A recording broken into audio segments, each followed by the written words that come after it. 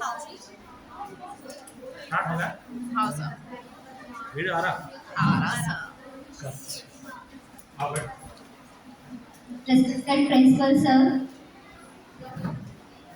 dear lecturers and my dear colleagues and dear students, good afternoon. Assalamu alaikum warahmatullahi wabarakatuh. आज हम लोग यहाँ पे ओजोन डे सेलिब्रेट करने के लिए जमा हुए हैं। उसके लिए मैं आप सबका शुक्रिया अदा करती हूँ कि आप लोग इस तकरीब में शिरकत किए। वर्ल्ड ओजोन डे 16 सितंबर को मनाया जाता है। हम लोग 19 सितंबर को मना रहे हैं। वर्ल्ड ओजोन डे मनाने का मकसद सिर्फ यही है कि लोगों में ओजोन लेयर के बारे में अवेयरनेस आए, उसके डिप्लेशन के बारे में मालूम हो सके और जो डिप्लेटिंग सब्सटेंस है उसको जानकर उसका इस्तेमाल कम से कम कर सके। 1987 में फर्स्ट टाइम ओजोन लेयर की डिप्लेटिंग को दरियाफ्त किया गया था। इसके लिए साइंसदानों ने एक प्रोटोकॉल बनाया, मॉन्ट्रियल प्रोटोकॉल, जिसका मकसद था ओजोन लेयर में जो डिप्लेशन हो रहा है उसको कम कर सके। और उसी के मॉन्ट्रियल प्रोटोकॉल को यूनाइटेड नेशन असेंबली के अंडर 46 कंट्रीज ने साइन किया था। उसी की यादगार में 16 सितंबर को ओजोन डे मनाया जाता है। ओजोन डे का पूरा प्रोसेस और जो साइकिल है उसको रिप्रेजेंट करने के लिए मैं फातिमा एंड टीम को बुलाना चाहती हूँ कि वो प्रेजेंटेशन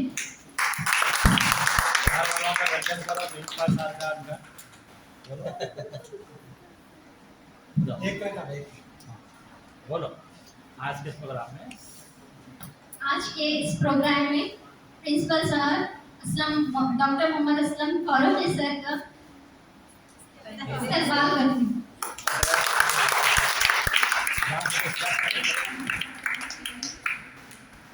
मैं डॉक्टर सुरेंद्र सर साहब को भी वेलकम करो। आइए सब सामने आइए। डॉक्टर सुरेंद्र सर का इस तकरीब में इस्तेमाल करती हूँ।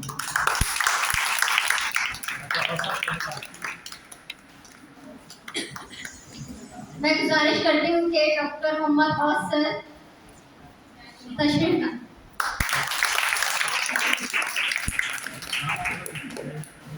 रामलू सर आपका इस प्रोग्राम में इस्तेमाल है।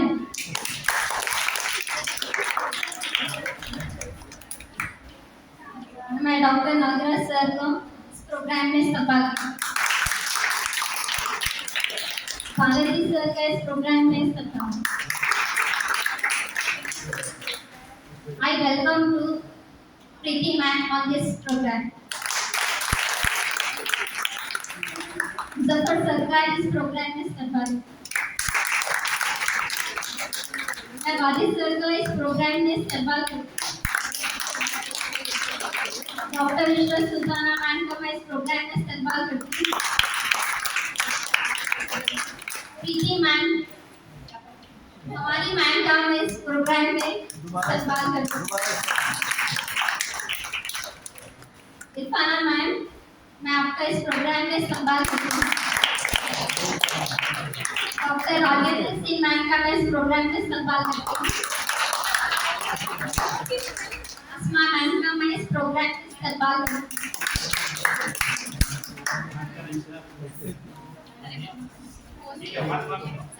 फातिमा टीम का मैं present your presentation.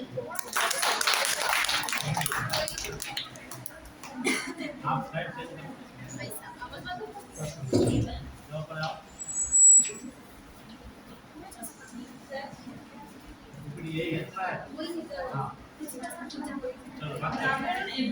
Good afternoon everyone.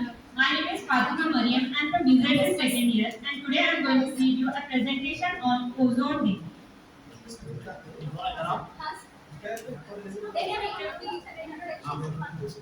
My name is Seva Tarannum. I am student of BZS second year English. My name is Dikshat Fatima. I am studying in BZC second year English medium. Myself, Shifa, speaking from BZC first year Urdu medium. ये कहानी तर्क ये हकीकत तर्क है आफात की तर्जुमानी नागरेज है एक दास्तान की बयानी क्योंकि इससे है वाबस्ता मेरा आपका और हम सब का मुस्तकबिल।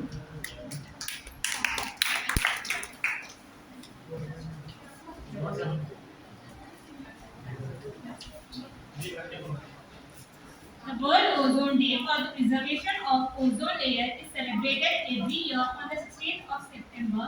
It was signed by the Montreal Protocol in the year 1987.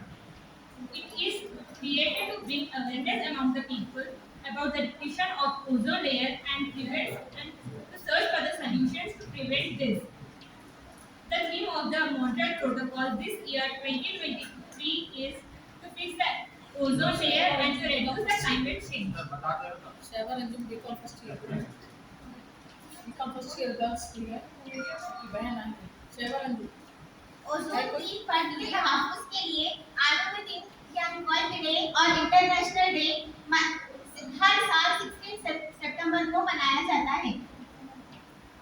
1987 में इस दिन मॉन्ट्रियल प्रोटोकॉल पर दस्तखत की गई थी और ये ओजोन की परत और ये दिन इसलिए मनाया जाता है क्योंकि ओजोन की परत के तहफ्फुज़ के बारे में लोगों में शऊर बेदारी हो और अवेयरनेस हो कि ओजोन परत को किस तरह महफूज किया जा सकता है, पॉसिबल सॉल्यूशन हम सर्च कर सकें।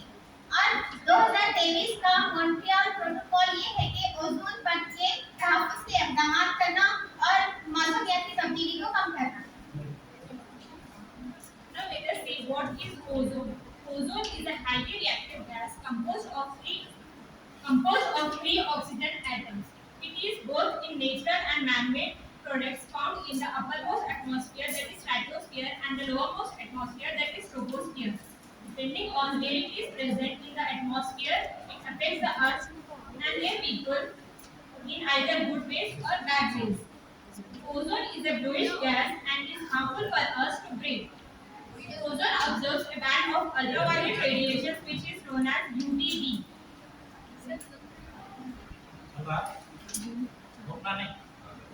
ओजोन जो है वो हाईली रिएक्टिव गैस है जो तीन ऑक्सीजन के सालिमों से बनी हुई होती है। ये दो तरह की होती है, नेचुरल होती है और मैनमेड भी होती है। और ये जमीन पर एटमॉस्फेयर जिसकी सबसे ऊपरी परत स्ट्रेटोस्फेयर होती है और लोअर जो परत होती है जो ट्रोपोस्फेयर होती है, इन दोनों के दरमियान पाई जाती है। और ओजोन जो है वो जिंदगियों पर अच्छे और बुरे तरीके दोनों तरीके से असरअंदाज होती है। ओजोन अल्ट्रावायलेट रेडिएशन जो है वो ओजोन के बैंड को अब्सॉर्ब करती है जिसे यूवीबी कहा जाता है। This picture shows the earth and the lower atmosphere, that is troposphere, and the uppermost atmosphere, stratosphere. In stratosphere, 90% of ozone is present, which is considered to be good because it absorbs the ultraviolet radiations released from the sun. And the lowermost atmosphere, that is troposphere, here 10% of ozone is present, which is man-made, and is usually emitted from the fossil fuels, vehicles, fire extinguishers, and aerosol products. So it is considered bad as it causes harm to humans and other creatures. इस diagrammatically represent में जो दो परत है, एक atmosphere है upper atmosphere जिसमें stratosphere पाई जाती है और एक है लोअर एटमॉस्फेयर जिसमें ट्रोपोस्फीयर है। यहाँ पे देखिए स्ट्रेटोस्फीयर में जो है वो 90% ओजोन है जबकि यहाँ ट्रोपोस्फीयर में है 10% ओजोन है। जब स्ट्रेटोस्फीयर में सूरज की जो शुआएं आती है वहीं पे अब्जॉर्ब हो जाती है तो वो इंसानी जिंदगियों पर या किसी की भी जिंदगियों पर अच्छे वे में असर करती मतलब गुड होती है हमारे लिए। और जब अगर वो ट्रोपोस्फीयर में सूरज की जो अल्ट्रावायलेट शुआएं हैं वहां स्ट्रेटोस्फीयर में अगर जस्ट ना हुई ट्रोपोस्फीयर तक आ गई तो वो हमारे लिए बैड है। Let us see how is ozone formed. Chemically, ozone is formed when the UV hits the stratosphere, where the oxygen is present, where the oxygen molecules react with UV rays. It dissociates oxygen molecule into two oxygen atoms. The oxygen atoms quickly combines with another oxygen to form ozone. The formula of ozone is O3. Formation of ozone, ozone का किस तरह से formation होता है chemically तौर पर। यहाँ पे देखिए ओजोन का फॉर्मूला O3 होता है। जब ये केमिकल प्रोसेस में फॉर्म होता है तो ये स्ट्रेटोस्फीयर की जो ऑक्सीजन होती है उसके अल्ट्रावायलेट शुआएं टकराती हैं, तो ये जो O2 फॉर्म है अल्ट्रावायलेट शुआओं से टकरा गई तो वो ऑक्सीजन के दो सालिमों में फॉर्म हो जाती है और ये जो सालिमें हैं वो और एक सिंगल ऑक्सीजन से रिएक्ट करके ओजोन फॉर्म करती है। जब ये जो ऑक्सीजन है एटॉमिक ऑक्सीजन वो तेजी से कंबाइन होता है दूसरे ऑक्सीजन से, इस तरह ओजोन का मॉलिक्यूल फॉर्म होता है। Now let us see why ozone layer is important for us. On a daily basis, we observe that the sun radiates energy towards the earth. One form of this energy is known as ultraviolet radiations. We call it as UV rays. UV rays are relatively high energy waves that provide the earth warmth it needs to support life. If the ultraviolet radiations are more, it causes more warmth and temperature increases, which creates an abnormal temperature to live creatures on the earth. So, UV rays penetrate the earth's atmosphere at three slightly different wavelengths. We call it as UVA, UVB, and UVC. The penetration of UVA rays causes common causes such as skin aging, and wrinkling and tanning. The B rays causes sunburns, cataract, and immune system damages. UVC rays are the most dangerous ones and completely absorbed by the ozone layer. Why ozone layer is important? Ozone पर क्यों अहम है? और रोजाना की तरह जब सूरज से जो रेस खारिज होती हैं जमीन पर तो वो हम इससे अल्ट्रावायलेट रेडिएशन हम रोजमर्रा जिंदगी में भी इस्तेमाल करते हैं जैसे रेफ्रिजरेटर। तो यहाँ पर देखिए जो यूवी रेस है वो तीन तरह की डिफरेंट वेव्स है। यहाँ पे है डायग्राम में तीन तरह की वेव्स है जिसको कहा जाता है यूवीए, यूवीबी और यूवीसी। अगर जमीन पर यूवीए रेस रिलीज हो गई तो वो जो इंसान है कोई भी है जमीन पर वो बहुत सारी बीमारियों का बायस बन सकती है। जैसे यहाँ पे बीमारियों का नाम दिया गया है skin ageing and wrinkling, tanning PECS. और अगर यूवीबी रेस जो जिन बीमारियों का सबब बनती है वो है sunburn, cataract and immune system damage हो सकता है इससे। उसके बाद है तीसरी रेस यूवीसी, मोस्ट डेंजरस है, ये बहुत ज्यादा डेंजरस होती है और ये ओजोन लेयर को भी अब्जॉर्ब करती है।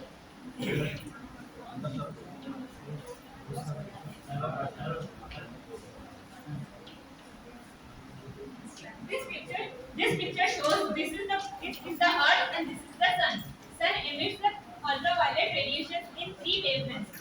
The it releases UVA rays, in which the 5% of UVA rays are absorbed by the ozone layer, and the UVB rays are 95% absorbed by the ozone layer, and the UVC rays are the most harmful ones and are completely absorbed by the ozone layer.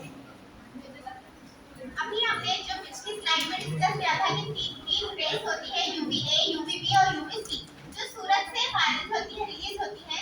वो ozone layer में UVA जो रे है वो 5% absorb होती है सिर्फ, जबकि यूवीबी जो शुआ है वो 95% अब्सॉर्ब होती है ओजोन लेयर में, और एक रेस है जो यूवीसी है जो ओजोन लेयर में 100% अब्सॉर्ब हो जाती है। Now let us see what is ozone depletion. Since 1928, chlorofluorocarbons, which are also known as CFCs, are being produced by humans. They are used in refrigerators, dry cleaning agents, fire extinguishers, diffusers, and aerosol products. CFCs, if this equipment leaks CFCs, they get mixed in the upper atmosphere. The CFCs are extremely stable and does not react with any other substances in the atmosphere. The estimated lifespan of CFCs is considered as more than 100 years. The CFCs travel around the year and climb higher and higher up to the 10 kilometers and so on. Chlorofluorocarbons is also known as CFCs.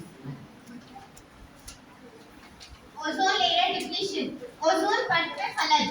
ये 1928 में chlorofluorocarbons जो है वो produce किया गया और ये originally जो है नॉन फ्लेमेबल होता रेफ्रिजरेंट है जो हम देखते हैं कि वो रेफ्रिजरेटर्स में, इवेंचुअली फायर एक्सटिंग्विशर्स में, ड्राई क्लीनिंग एजेंट्स में, पेस्टिसाइड्स में, डिग्रीजर्स में और बोले तो प्रोपेलेंट्स, एरोसोल प्रोडक्ट्स में भी इस्तेमाल होती है। और CFC इसका फुल फॉर्म है क्लोरोफ्लोरोकार्बन।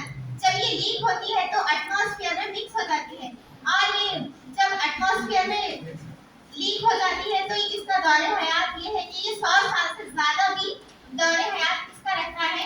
और ये जो CFC है क्लोरोफ्लोरोकार्बन वो सफर करती है हवा में, जब इतना ऊपरी जाने सफर करती है कि वो 10 किलोमीटर और उससे ज्यादा भी ऊपरी जाने चली जाती है।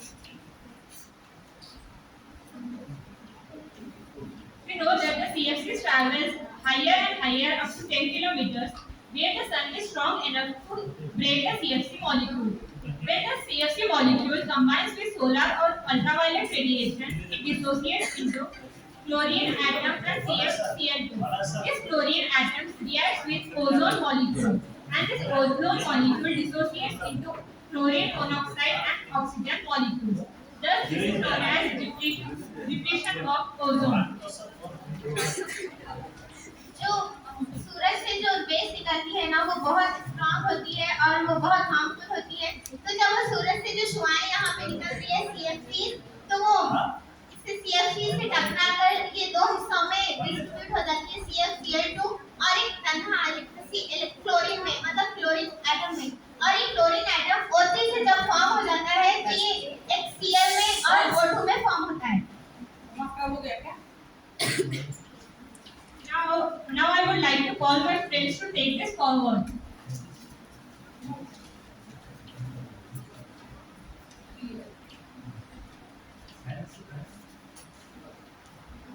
So now I will continue the topic.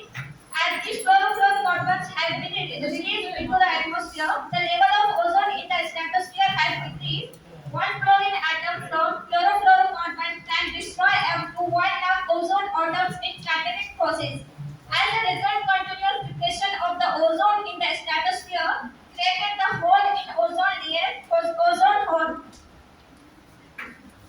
जब ये CFCs हवा में खारिज हो जाते हैं तब ये स्ट्रेटोस्फीयर में ओजोन की दर्जे को कम कर देते हैं, जिसके बाद कैटलिस्ट के प्रोसीजर में क्लोरीन एटम CFCs को 1000 से ज्यादा ओजोन के एटम्स को डिस्ट्रॉय कर देता है, जिसके निस्बतन स्ट्रेटोस्फीयर के कंटिन्यूअसली डिप्लीकेशन की वजह से ओजोन में सुराख पैदा होते हैं।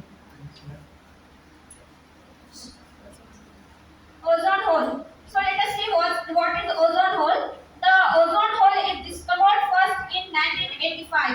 Considered as one of the century's major environmental disasters, the land area under the ozone depleted atmosphere increased steadily to more than 20 million square kilometers in the early 1990s and has varied between 20 and 25 million square kilometers. In 2008, the area of the ozone hole reached a record 29 million square kilometers. The 2010 report found over the past decade, global ozone and ozone in the Arctic and Antarctic regions is no longer decreasing but is now increasing.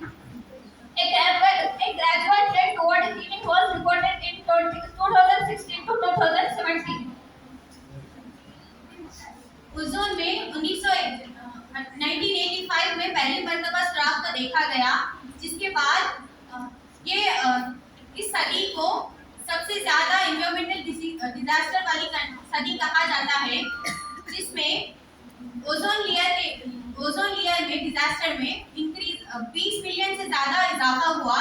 1990 की ईस्वी में 20 से 25 million तक इजाफा हुआ और 2008 ईस्वी में ओजोन की होल मिनिमम 29 मिलियन तक पहुंच गई, जिसके बाद 2010 की रिपोर्ट के मुताबिक पिछली सदी में अंटार्कटिका में ऐसे ये देखा गया कि ना तो ओजोन में इजाफा हो रहा है और ना ही कमी हो रही है। इसीलिए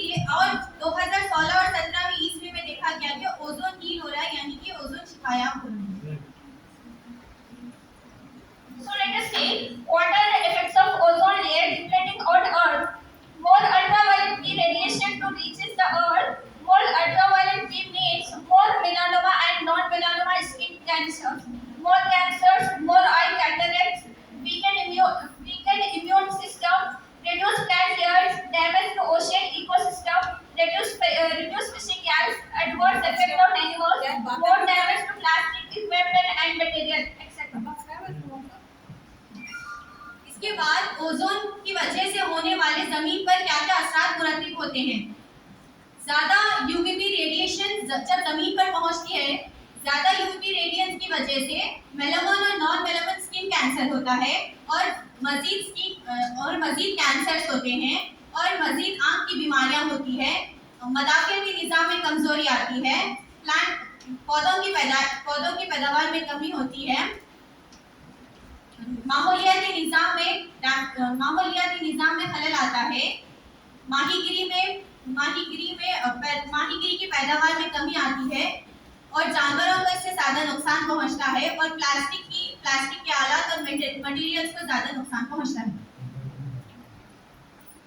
So now we will see ozone depletion effect on global warming and climate change. As ozone levels in the stratosphere are depleted, more solar radiation penetrates the Earth's atmosphere. These effects result in an increase in solar radiation reaching the Earth's surface, adding to an increase in surface temperature. In turn, global warming actually results in a warming of the troposphere, but a cooling of the stratosphere, hindering the ozone layer natural chemistry of repeats.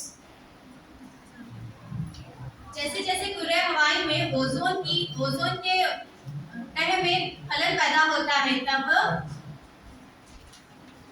ज्यादा शमसी तापकारी खारिज होती है और ये शमसी तापकारी जमीन पर मुरतब होती है, जिसकी वजह से जमीनी दर्जे हरारत में इजाफा होता है और ग्लोबल वार्मिंग की असल वजह स्ट्रेटोस्फीयर में वार्मिंग की वजह से होती है, बट स्ट्रेटोस्फीयर में कूलिंग की वजह से ये नेचुरली केमिकली प्रिपेयर हो जाती है।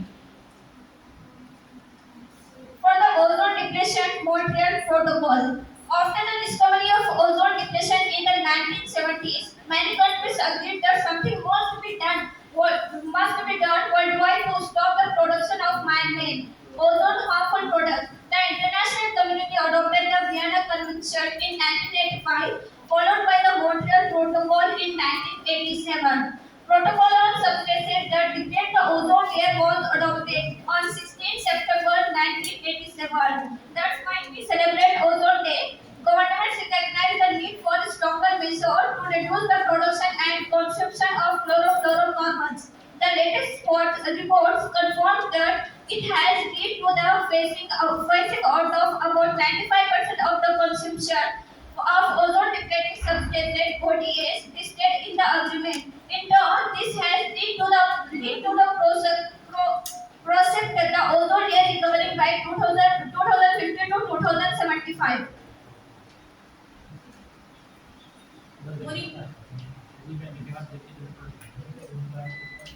मॉन्ट्रियल प्रोटोकॉल की वजह से ओजोन डिप्लीकेशन के बारे में, ओजोन डिप्लीकेशन 1970 में डिस्कवर करने के बाद बहुत सारे कंट्रीज ने ये एग्री किया कि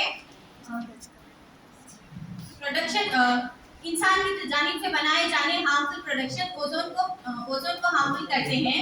इसके बाद 1985 ईस्वी में मॉन्ट्रियल प्रोटोकॉल लागू किया गया, जिसकी बिना पर हम लोग 16 सितंबर को ओजोन लेयर डे मनाते हैं। इसके बाद गवर्नमेंट ने सीएफसीज के बनाए जाने वाले तमाम चीज़ों को बैन किया। अभी फिलहाल की रिपोर्ट से 95% तक सीएफसीज में कमी देखी गई और 2050 से 2075 ईस्वी तक ओजोन लेयर को एक बेहतरीन लेयर बनाने की कोशिश की।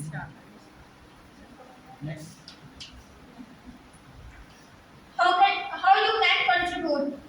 Household products. Most modern household products do not contain chlorofluorocarbons, but some may.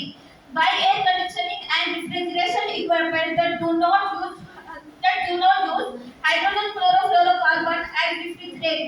Many aerosols, cleaning solvent and foam blowing agents such as fire extinguisher used to contain fluorocarbons and occasionally still do. Buy aerosol products that do not use pollutants. The United Nations Environment Program released a list of chemical products that contain substances that deplete the ozone layer, as well as alternative products that do not harm the ozone layer. हम किस तरह ozone layer को बचाने के लिए ताउन कर सकते हैं? घरेलू अशिया की तरह। जदीद घरेलू अशिया में ज्यादातर सीएफसीज नहीं पाए जाते, लेकिन कुछ घरेलू अशिया में सीएफसीज पाए जाते हैं।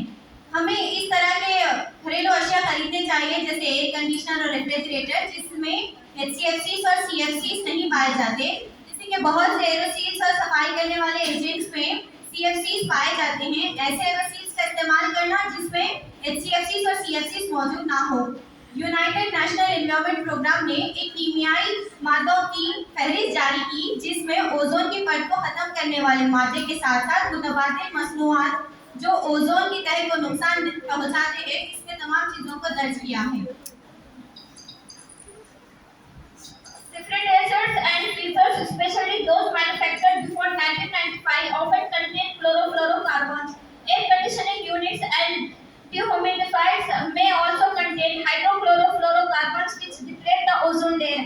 For existing air conditioning and refrigeration appliances that operate on hydrochlorofluorocarbons or chlorofluorocarbons, the refrigerants should be recovered or recycled whenever an overhaul of equipment is to be carried out. Replacing or retrofitting such equipment to operate on non-hydrofluorocarbons refrigerants should also be considered. Refrigerators खासतौर पर 1995 से पहले तैयार किए गए अक्सर CFCs पर मुश्तमिल होते हैं। एयर कंडीशन जिसमें एचसीएफसीज भी शामिल होते हैं जो ओजोन की तह को खत्म कर रहे हैं। मौजूदा एयर कंडीशनर और रेफ्रिजरेटर्स के लिए एचसीएफसीज या सीएफसीज का काम करते हैं। जब भी सामान की मरम्मत की जाए और रेफ्रिजरेटर्स को रिसाइकिल किया जाए, काम करने के दौरान इस तरह के आलात को तब्दील कराना जो गैर एचसीएफसीज होते हैं।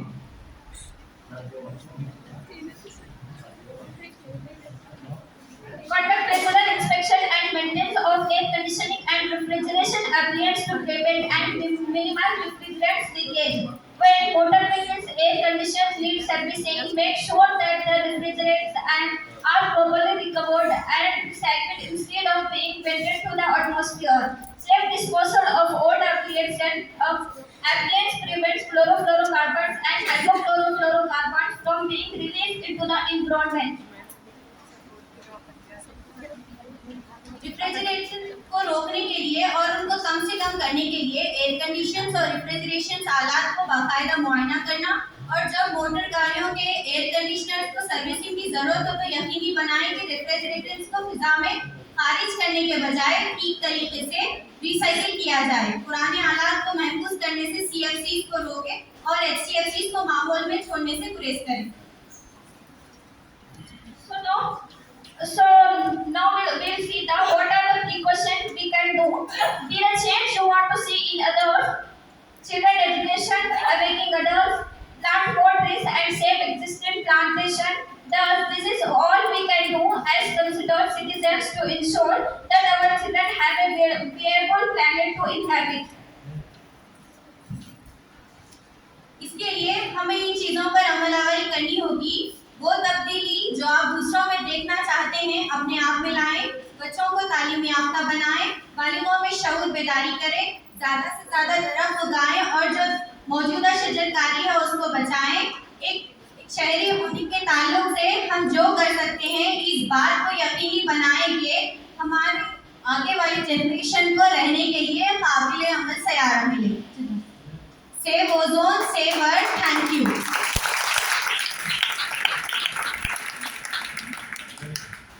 Thank you so much.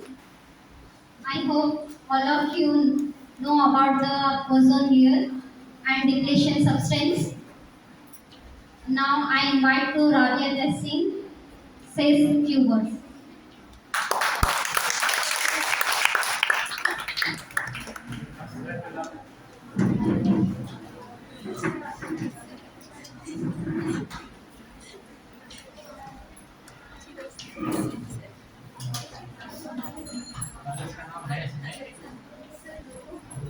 सारा भी तो अपना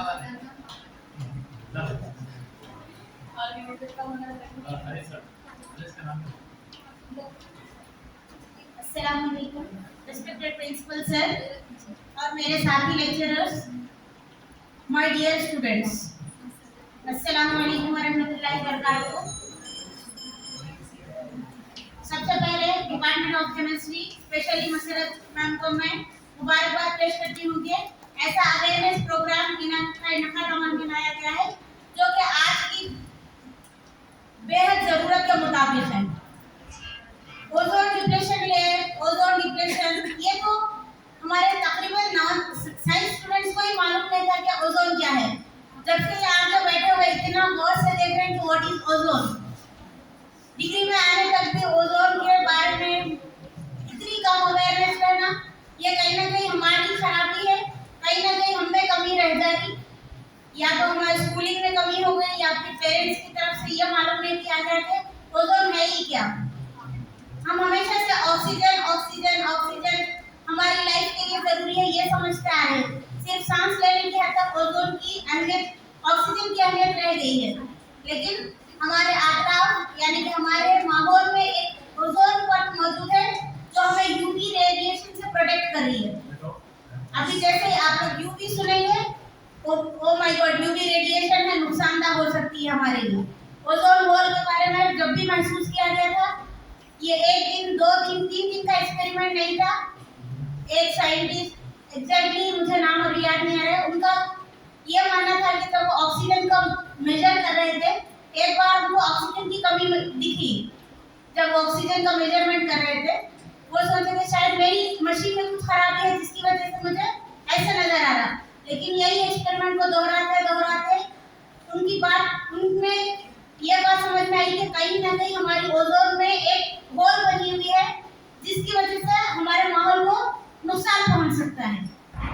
अभी नुकसान की बात है तो ओजोन डिप्लीशन की वजह से होने वाले नुकसान है कि स्किन कैंसर हो सकता है, हमारे respiratory diseases, impaired immune system वगैरह वगैरह। लेकिन यूवी रेडिएशंस जितना तेजी से हमारी जमीन पे पहुंचेंगे उतने कैंसर के केसेस बढ़ेंगे। लेकिन ये बात भी बताती चलूं कि यूवी रेडिएशंस हमारे लिए जरूरी भी है, क्योंकि हमारे जिस्म में विटामिन डी के प्रोडक्शन के लिए सूरज की रोशनी, सुने होंगे आप लोग कि सूरज की रोशनी में जाए ताकि विटामिन डी प्रोड्यूस हो सके। यूवी रेडिएशन की रिक्वायर्ड अमाउंट हमारे जिस्म तक पहुंचना इसलिए जरूरी है कि विटामिन डी कन्वर्जन होना है हमारे जिस्म में। विटामिन डी हमारे बोन्स की हेल्थ के लिए जरूरी है, लेकिन विटामिन डी एक्सेस अमाउंट में पहुंच रहा जबकि होल फॉर्म हो गई है ओजोन में। ओजोन की परत में होल की वजह से एक्सेस अमाउंट ऑफ जब यूवी रेडिएशन जमीन पर पहुंच रही है, डिफरेंट किस्म के कैंसर देखने में आ रहे हैं। एक रिसर्च के मुताबिक अगर 10% ऑफ ओजोन कम हो गई 1 ईयर में, उस साल तकरीबन 4 से 5 लाख कैंसर के केसेस में इजाफा होगा। और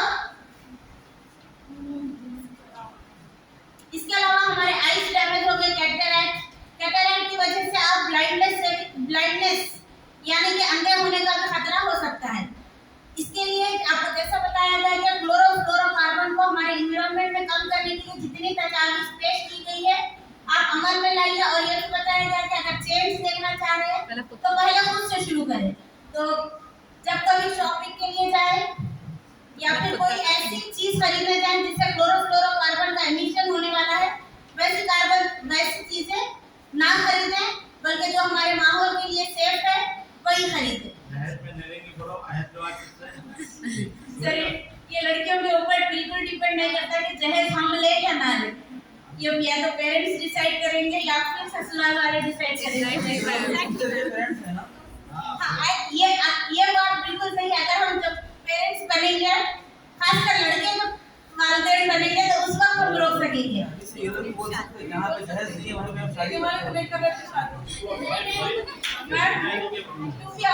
इतना है देवी। Thank you everyone.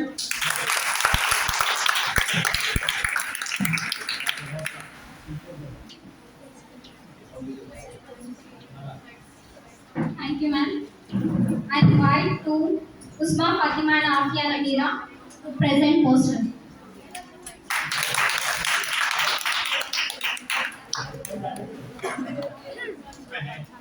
Lights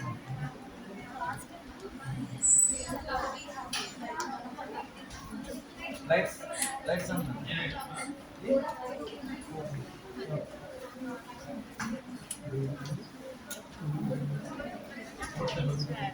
अस्सलामुअलैकुम रहमतुल्लाहि व बरकातहू। मेरा नाम सैयदा उज़्मा फातिमा है। Vidyashree first year Urdu medium की तालिब इल्म हूँ। आज मैं बताने वाली हूँ कि ओजोन के फायदे। हमारी जमीन के आकर जो ओजोन परत है उससे हमें ये फायदे है कि जब सूरज की शुआएं आती है, जो नुकसानदायक शुआएं हैं वो उसे हटाकर हमारे लिए जो फायदेमंद शुआएं हैं उसे खारिज करती है।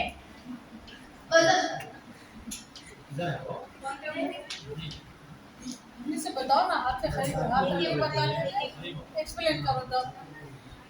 ओजोन की जो अच्छी शुआएं हैं उसकी वजह से हमें यूवी रेडिएशन जो अच्छा है वो मिलता है और विटामिन डी हासिल होता है और जो पौधों की ग्रोथ है वो अच्छी होती है और अपनी हेल्थ अच्छी रहती है उससे, और हरा अपना माहौल हरा भरा रहता है और बारिश अच्छी होती है, बेटर क्लाइमेट, और फूल परिंदे जानवर जो भी जानवर चीजें हैं वो बहुत अच्छी होती है। अस्सलाम वालेकुम, मेरा नाम है आमिर अमीरा और मैं बीजेपी फर्स्ट ईयर की तालिबे हूँ।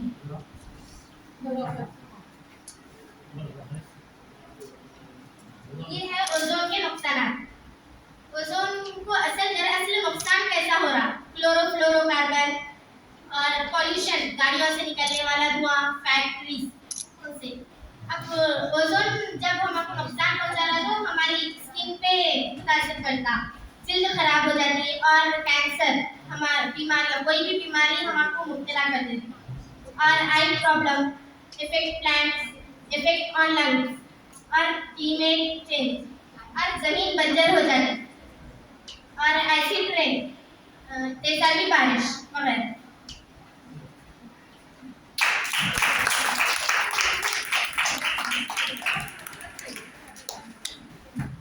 Now I invite to Humaira Samri for poster presentation.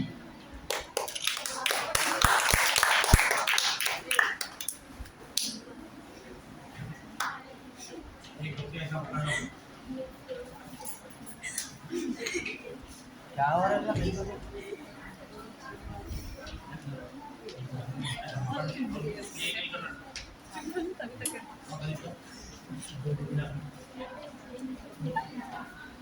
Assalamualaikum, namaste, good afternoon everyone. My name is Humaira Samri, student of BZC first year English medium.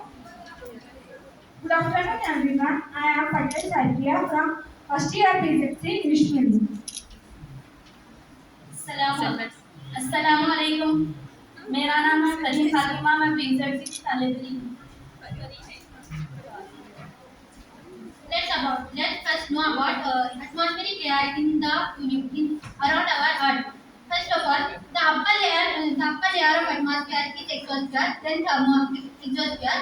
Exosphere has nearly 987.5 degrees Celsius temperature and it's above 500 kilometers above sea level.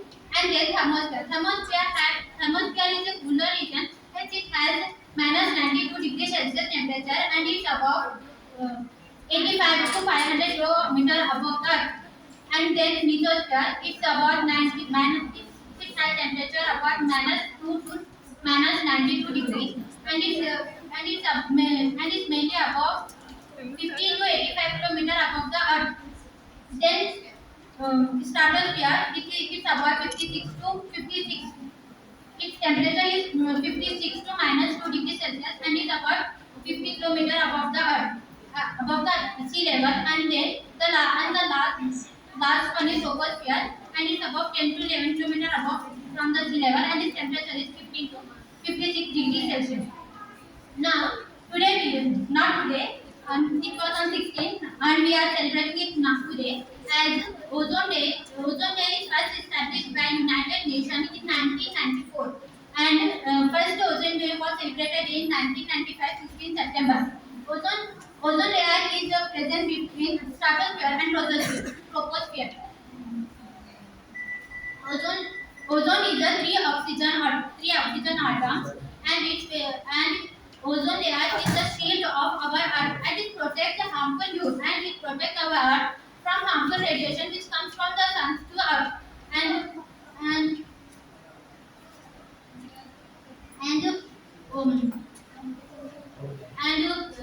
to protect our earth, and it leads to change in our climate, and it's also called skin cancer, eye problem, and eye problem, and it also decreases our immune system. So we should plant trees. We should plant trees and use and go eco-friendly products to reduce depletion in the ozone layer. Thank you.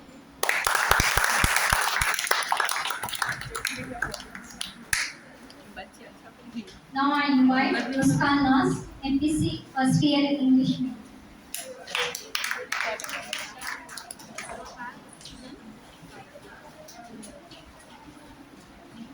अस्सलामुअलैकुम वरहमतुल्लाहि वबरकातुहू। मुहतरम जनाब principal साहब और तमाम असातिज़ा और तमाम साथियों, ozone layer को बचाने और इसकी हिफाजत के लिए 16 सितंबर को वर्ल्ड ओजोन डे मनाया जाता है।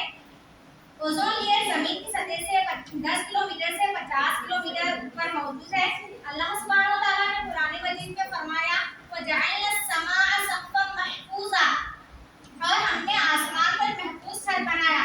अगर देखा जाए तो आसमान में ओजोन लेयर भी है जो हमें सूरज की तरफ से आने वाले अल्ट्रावायलेट शुआओं से महफूज रखती है, जो सूरज की खतरनाक शुआओं को जज़्ब करके जमीन को बचाती है। अगर सूरज की अल्ट्रावायलेट रेस जमीन पर आती तो जमीन पर जिंदगी गुजारना बहुत मुश्किल होता। ओजोन एक गैस है। ओजोन का केमिकल फार्मूला O3 है। ऑक्सीजन के 3 जौहर से ओजोन बनता है। 607 मिलियन पहले की बात है कि जमीन पर एक ओजोन लेयर की दरियाफ्त हुई कि जमीन के एटमॉस्फेयर में एक ओजोन है जो जमीन की सतह पर 15 से 35 किलोमीटर ऊपर है। जमीन पर मौजूद 90% ओजोन इसी इलाके में पाया जाता है। सतह से करीब 32 किलोमीटर ऊपर ओजोन की सबसे ज्यादा कंसंट्रेशन पाई जाती है जो 0.0015%। ये कोई ज्यादा बड़ा फीसद नहीं है, लेकिन इतना ही फीसद जमीन के लिए बहुत जरूरी है। दरअसल ये गैस एटमॉस्फेयर में बहुत कम मिकदार में पाई जाती है। 13 मार्च 1839 स्विट्जरलैंड में यूनिवर्सिटी ऑफ वेस्ट एक क्रिश्चियन शॉर्टवेव साइंटिस्ट पानी के इलेक्ट्रोलाइसिस पर तजुर्बा कर रहे थे। बिजली का इस्तेमाल करते हुए ये पानी से ऑक्सीजन और हाइड्रोजन को अलग कर रहे थे। इन्होंने इस दौरान नोटिस किया कि एक स्मेल आ रही है और इन्होंने इस गैस को आइसोलेट किया, और जब इन्होंने इस गैस का नाम ओजोन ही रख दिया। ओजोन लफ्ज ग्रीन लफ्ज के लफ्ज से माखूज किया गया है, जिसके माने स्मेल के लिए आते हैं। जमीन की सतह पर मौजूद ओजोन इंसानों के लिए बहुत खतरनाक होता है। साइंटिस्ट शॉर्नबेल जब ओजोन पर काम कर रहे थे, इन्हें खुद सांस लेने में तकलीफ होती थी। आज रोए जमीन पर फिजाई आलूदगी की वजह से ओजोन मिलाप में नुकसान पहुंच रहा है। अंटार्कटिका के ऊपर ओजोन की परत में एक बड़ा सुराख का मुशाहिदा किया गया। कीड़े मार दवाइयों और बास कीमियाई मुरक्कब गैस जिसकी वजह से क्लोरोफ्लोरोकार्बन कहा जाता है, ये ओजोन को तबाह करने में एक अहम रोल अदा करती है। इसलिए हम सबको कीमियाई मुरक्कब का कम इस्तेमाल करना चाहिए जो ओजोन को तबाह करती है।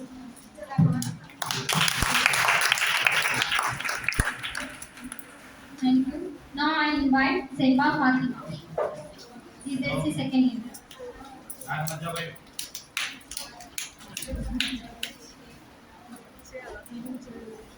Assalamualaikum warahmatullahi wabarakatuh. Good afternoon to everyone. I wish like to say salam. Slogan. So let's start. Go green before green. No end before bird. No end before bird. So end so life. So end so life. Save earth, save life.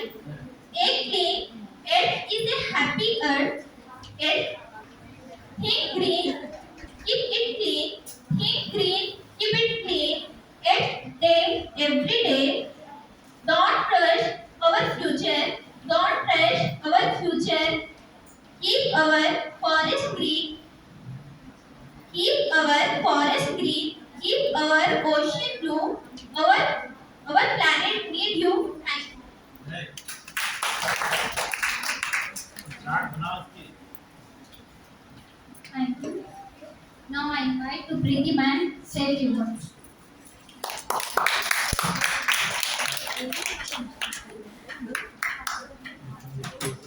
Respected principal sir, vice principal sir, all colleagues and my dear students, today we are celebrating the preservation of the ozone layer. Firstly, I congratulate Department of Chemistry for organizing such a lovely program. Ozone layer.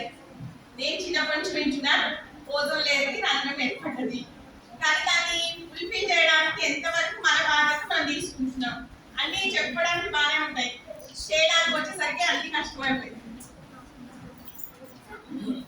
Ozone కాపాడడానికి మన వంతు బాధ్యతగా మనం ఏం చేస్తున్నాం, ఇవాళ అదో ఒకటి మాత్రమే ఆలోచించండి. మీరు ఎంతవరకు ప్లాంట్స్ ని కాపాడుతున్నారు, ఎంతవరకు ప్లాంటేషన్ చేస్తున్నారు. ఎన్విరాన్మెంట్ ని కాపాడడం మన బాధ్యత, దేవుడు మనకి ఇచ్చిండు దాన్ని కాపాడుకోవడం మన బాధ్యత. ఫస్ట్ రెస్పాన్సిబుల్ గా ఫీల్ అవ్వండి. సార్ మొత్తం దొంగతనం కూడా చేస్తున్నారు సార్, కాబట్టి మనవంతుగా మనం ఎన్విరాన్మెంట్ ని కాపాడుకోవడం మన బాధ్యత. కాబట్టి అందరూ అవేర్ ఉండాలని కోరుకుంటున్నాను. తర్వాత ఎనర్జీ కన్సర్వేషన్, చాలా దృష్టిలో హ్యాండ్స్ లైట్స్ వదిలేసి వెళ్ళిపోతున్నారు. ఆ ఎనర్జీ కావాలంటే ఎంత కష్టపడాలి. పిల్లలు స్టూడెంట్స్ మీ వంతు బాధ్యత మీరు నిర్వర్తించండి. వెళ్ళేటప్పుడు లైట్స్ హ్యాండ్స్ ఆఫ్ చేసి వెళ్ళండి. ఇది మీకు చెప్పాల్సిన బాధ్యత, మాకు కాదు అని చెప్తున్నాం. ఇంట్లో అయితే అట్లా వదిలేరు కదా, కాబట్టి జాగ్రత్తగా ఉండండి. కాలేజ్ మనదే అనుకోండి, ఎవరో ఒకరి బాధ్యత తీసుకోవాలి.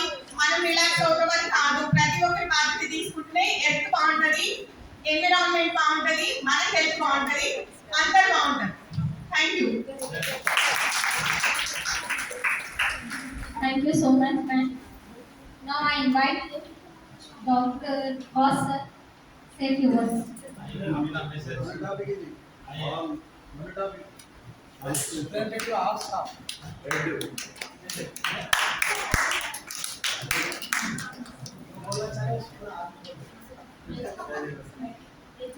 Respected principal sir,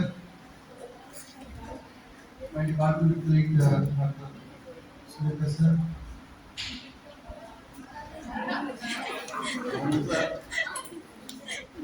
my dear colleagues, सबसे पहले मैं डिपार्टमेंट ऑफ केमिस्ट्री को मुबारकबाद देता हूँ। उन्होंने एक अहम और कंट्रोवर्शियल मौजू पे प्रोग्राम रखा। मैं कोई इकोलॉजिस्ट नहीं हूँ, ना मुझे ओजोन का साइंटिफिक एक्सप्लोरेशन का कोई तजुर्बा है, लेकिन एज ए पॉलिसी एनालिस्ट मैं ये आपको बताऊंगा। अभी तक आपने ओजोन के फजाइल पढ़े, उसके फायदे नुकसानात, लेकिन मैं एक थोड़ा डिफरेंट पर्सपेक्टिव आपके सामने रखूंगा। वो ये है कि 1985 से लेकर 1990 के दरमियान बहुत सारे पेड पब्लिकेशंस दुनिया में हो चुकी हैं, दुनिया में ज़ाहिर हुए, पब्लिश हुए, उसकी बहुत ज़्यादा कापियाँ बिकी। मैं उनके नाम भी नहीं लूँगा, लेकिन एक पब्लिकेशन ऐसा है जिसमें MIT रिसर्च के मुकाबले में एक किताब लिखी गई है, रिसर्च आर्टिकल लिखा गया जिसमें ये बात की कि दुनिया के 10 अहम कॉन्स्पिरेसी थीरीज क्या है, जिसमें number 1 ozone layer oblique global warming. अभी आपने CFCs की बात कही और दीगर चीज़ों के पैरामीटर्स के ऊपर आपने रोशनी डाली, बहुत अच्छी बात है। लेकिन अगर आप जायजा लेकर देखें तो दुनिया के अंदर सबसे ज़्यादा कार्बन एमिशंस कौन निकालता है? who is responsible carbon emissions in the country, in the whole global phenomenon. आपको मालूम होगा कि दुनिया की सबसे बड़ी इंडस्ट्री हथियार बेचती है, और हथियार बेचने से पहले पेड पब्लिकेशंस करवाती है। ईरान इराक की जो जंग थी, ये सुन के बैठ जाओ जी मिनट। How the people fooled by the power of paid publications. Sir 1980 से पहले वॉशिंगटन पोस्ट में एक न्यूज आई थी, बॉक्स आइटम। उसमें यह था कि ईरान और इराक के बीच में एक कंट्रोवर्शियल इलाका है जिसमें शत्रुल अरब है। तो वो वॉशिंगटन पोस्ट ने वो खबर शाये की कि उस हिस्से में ऑयल रिजर्व्स पाए जाते हैं। ईरान और इराक के दरमियान टेंशन हुई, फिर 8 साल की वार आप जानते हैं कि 1980 से 1988 दोनों आपस में मार लिए, लड़ लिए। 1988 के बाद 1988 से पहले जब दोनों मार लेके थक गए थे, तो अमेरिका ने उन दोनों के दरमियान पीस डील कराई, और वो ये कराई कि भाई जितना भी ऑयल आपको शतला पीरियड मिलेगा, दोनों आपस में बांट लीजिए। अब जब 8 साल जंग होने के बाद दोनों की इकोनॉमी खराब हो गई थी, तो दोनों ने रिक्वेस्ट की हमारे पास पैसा नहीं है। उन्होंने कहा कि अमेरिकी कंपनियां ऑयल निकाल के आपको देंगी, आप दोनों शेयर करेंगे। फिर 1988 में उसी वॉशिंगटन पोस्ट में एक न्यूज़ पब्लिश हुई, जिसमें यह था कि वो उसमें एक बात बताना भूल गया, तो बॉक्स आइटम का उसमें एक रेफरेंस दिया गया था कि ये जो ऑयल की जो तस्वीर ली गई है, वो नासा के सैटेलाइट ने ली है। फिर 1988 में 8 साल के बाद उसी वॉशिंगटन पोस्ट में बॉक्स आइटम में ये बात लिखी गई थी, ये थी कि 8 साल पहले जो न्यूज़ दी गई थी वो गलत। एक तो मीडिया का इस्तेमाल, पेड पब्लिकेशंस का इस्तेमाल, और 8 साल लड़ने के बाद मिडिल ईस्ट के अंदर क्या हुआ आपको मालूम है। इसी तरह आप देखें जुरासिक पार्क, उसका डायरेक्टर कौन है क्या है ये आपको मालूम भी होगा, लेकिन एक उसी के डायरेक्ट करने वालों में एक नाम था स्टेट ऑफ फियर, एक नॉवेल है, उसका राइटर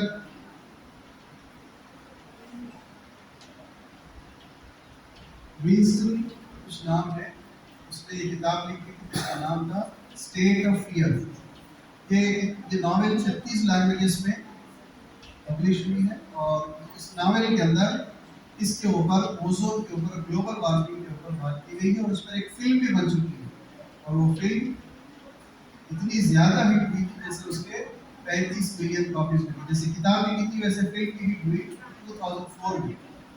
अगर आपके पास डिफरेंट पर्सपेक्टिव पढ़ने का अगर शौक है तो आप पढ़िए 2004 में स्टेट ऑफ फियर का वो नावल, जो 700-800 पेजेस के दरमियान है, लेकिन उसका जो इंट्रोडक्टरी पार्ट है वो ज़रूर पढ़िए। कैसे लोगों के अंदर इको टेररिज्म पैदा किया जाता है, आपको बताया जाता है कि किस तरह से आपके ऊपर मौत तारी हो रही है। ठीक है, हमने देखा है, सुना है, बल्कि विटनेस भी किया है कि कोविड में लोग बीमारी से घबराहट में ज़्यादा मरे। तो वो इको टेररिज्म की पॉलिसी ताकि इसके ज़रिए से दुनिया को डेवलप कंट्रीज की जानिब से ये हवा खड़ा किया गया है कि कार्बो एमिशन से डेवलपिंग कंट्रीज में न फैले, उनके पास इंडस्ट्रियलाइजेशन कम हो, और तमाम जितने भी प्रोडक्शन मीन्स है वो पूरे डेवलप्ड वर्ल्ड के पास हो। मैं तमाम साइंस के तलबा से ये गुजारिश करता हूँ कि कभी एक ग्रुप न देखें, कभी एक ग्रुप न देखें, दूसरा ग्रुप भी देखें, और दोनों के दरमियान तवाज़ुन पैदा करने की कोशिश करें। Thank you so much. एक बात बताते हुए बड़ी खुशी हो रही है सुरेंद्र सर कि हम 27 अक्टूबर 2022 को एक नेशनल सेमिनार किए थे। उस सेमिनार के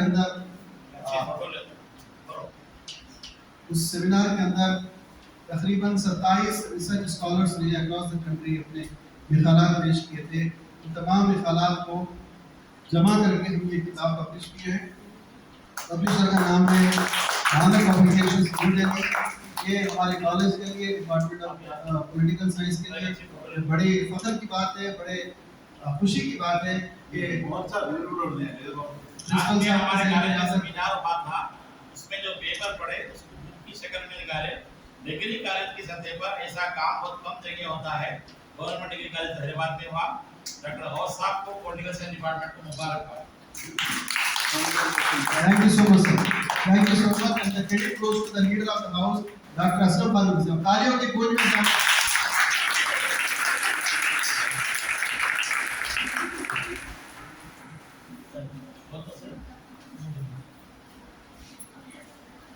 Thank you so much, sir, for valuable information.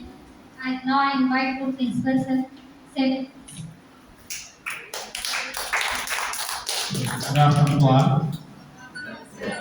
सबसे पहले Masarrat madam, department of chemistry, students और साइंस डिपार्टमेंट्स, आप सभी को मुबारकबाद कि वर्ल्ड ओजोन डे के जीवन में आपने इंफॉर्मेटिव प्रोग्राम रखा।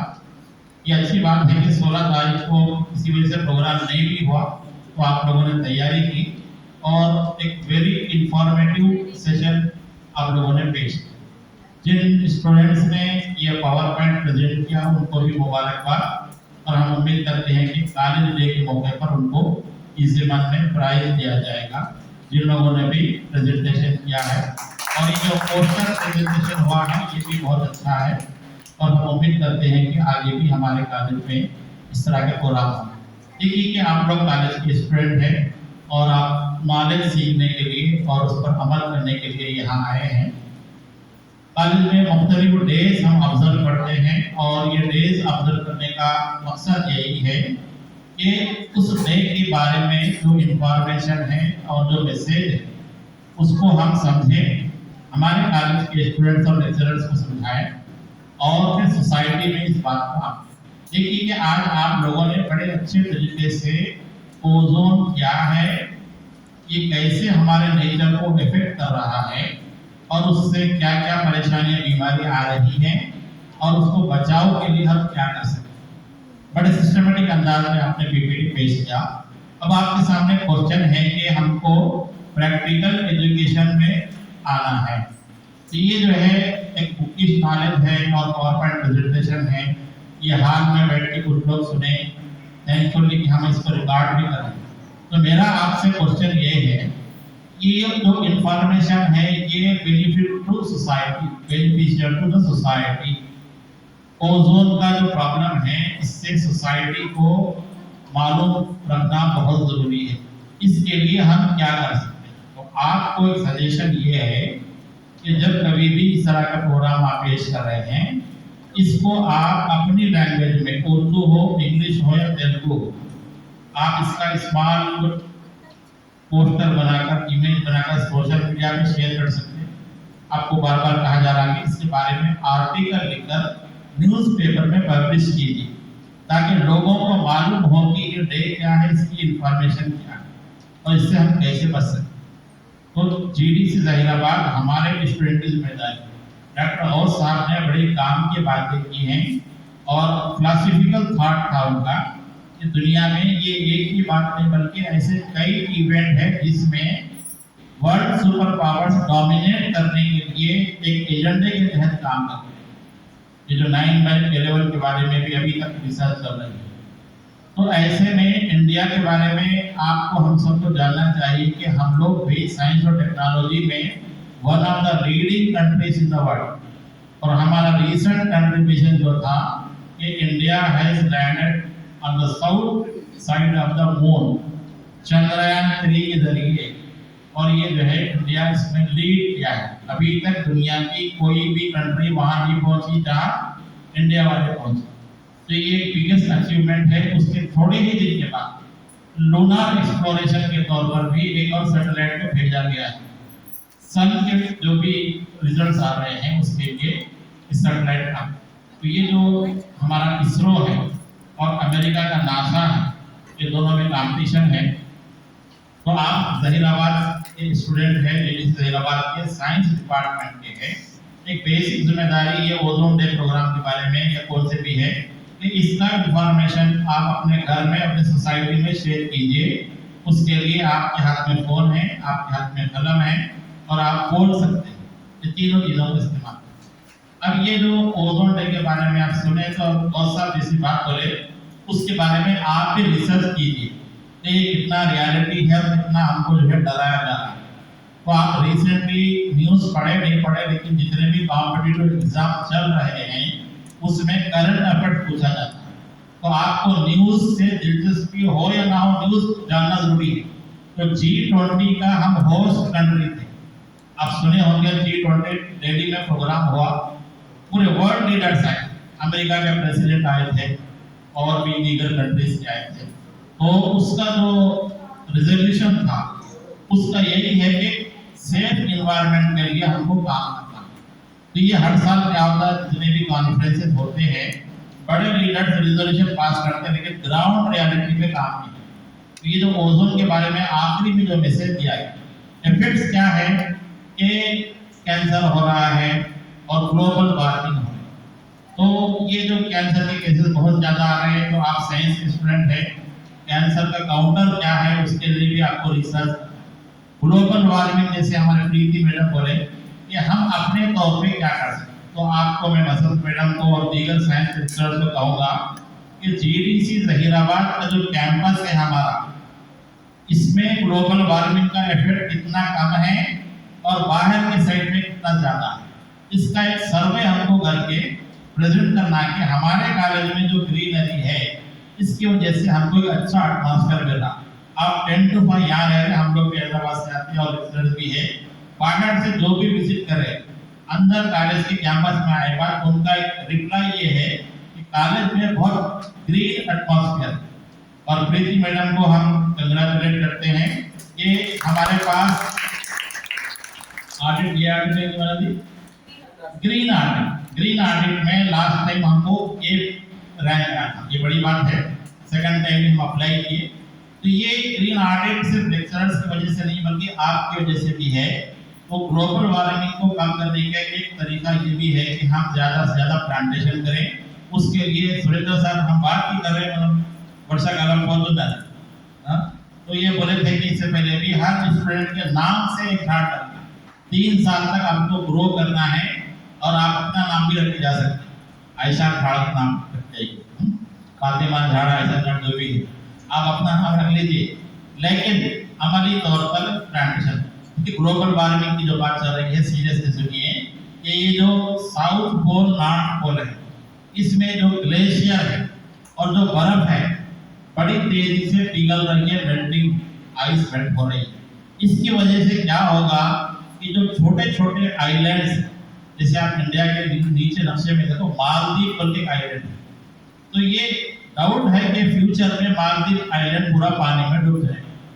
ऐसे आपके ऑस्ट्रेलिया के तरफ भी और कहीं और भी जो छोटे छोटे आइलैंड्स है, कि ग्लोबल वार्मिंग की वजह से पानी तेजी से पिघल जाएगा, दरिया की शक्ल में समंदर में गिरेगा, समंदर की हाइट ऊंची होगी और साहिल कटने लगेगा, इंडिया का साउथ का जो साहिल। तो ग्लोबल वार्मिंग। अच्छा, एक और एक बात जो है इसके बाद खत्म करूंगा, ये जो ओजोन की जो लेयर में होल पड़ रहे हैं, वो रीजन बोले साइंस की रिसर्च के तरफ से कि CFC जो कार्बन बने CFC के नाम से, ये कूलिंग जो गैस होती है हमारी AC में और फ्रिज में। तो अब इसमें सजेशन क्या दिया गया, पुराने AC है तो उसको डब कर दो और पुराना फ्रिज है तो उसको खत्म कर दो, या उसको ऐसा रिपेयर करोगे प्रेजेंट है जो कंडीशन है उसमें। तो आज हमें पहल ये भी करो, जैसे हम प्रैक्टिकली मेरे घर में भी शुरू कर दिए कि सुराई का पानी पीते हैं, फ्रिज तो है लेकिन हमको फिर पीछे की तरफ जाना है, घड़े का पानी, सुराई का पानी, मिट्टी का जो भी है। तो ये नेचर से हम जितना जुड़े हुए रहेंगे, नेचर हमको बेनिफिट देगा। सब जैसा बोले कि ये जो कार्बन जो गैसेस छोड़ने वाले जो ममालिक है, इनमें सुपर पावर, अमेरिका का नाम एक सुपर पावर के तौर पे है। ये लोग मीटिंगों में तो डोमिनेट करते हैं, लेकिन प्रैक्टिकली जब आती है तो अमल नहीं करते। इंडिया को भी लीड करना है, ये जो गैसेस का जो एमिशन हो रहा है इसको कम करना है। तो हम प्रैक्टिकली जैसे मैं बोला कि फ्रिज भी हम कम यूज करेंगे, जैसे आजकल दहेज से जो बात मैंने पूछा, बेटी को कमरे में ठंडक होना, इसके लिए माँ बाप एसी देना चाह रहे 40,000। हैदराबाद में ये बीमारी चल रही है। हाँ, जैसे कि बेटी पैदल ना जाए और आपके ऑटो में बस में ना फिरे, उसके लिए शौहर को बाइक दी जाए ताकि पीछे बिठा के लेके जाए। ऐसे ही जो है 5 पैसे वाले माँ बाप अपनी बच्चियों के जहेज में एसी दे रहे हैं, इसको आप लोग रुकाइए, हमको नहीं चाहिए, कूलर में रह लेंगे जैसा। प्रैक्टिकली हमको काम करना है डीडीसी हैदराबाद, इसके लिए लीड करना है। 2-3 बातें जो आपकी तस्वीर में, ये जो ओजोन का मैसेज है, इसको आप अपनी सोसाइटी में आम कीजिए। इस तरह का प्रोग्राम जब भी हो रही, अच्छी तैयारी कीजिए, अच्छा प्रेजेंट कीजिए। आप लोगों ने बहुत अच्छा प्रेजेंट किया। ये जो लेक्चरर्स आए हैं, थोड़ा सा चेंज नजर आ रहा है साइंस के स्टूडेंट भी।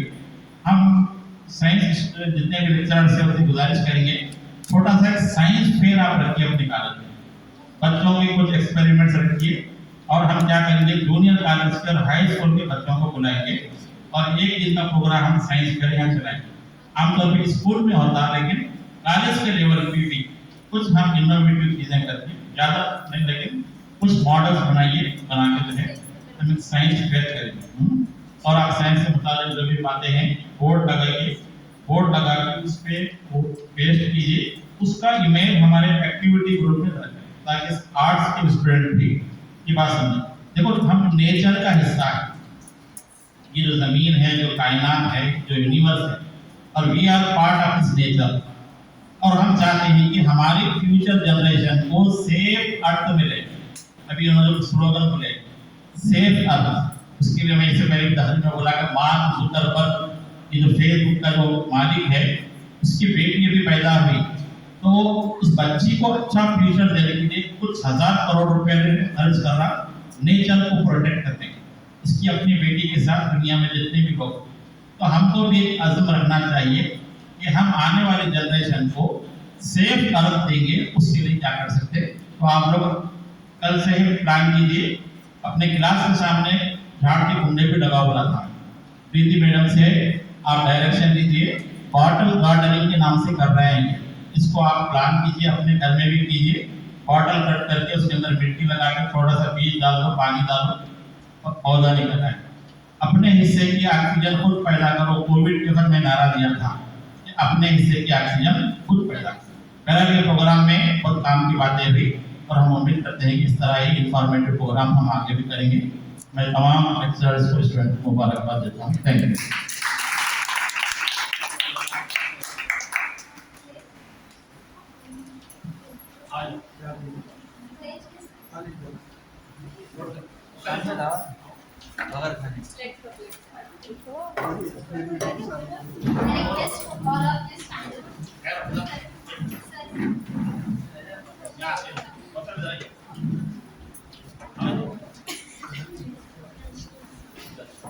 On the occasion of World Ozone Day, we are taking a pledge.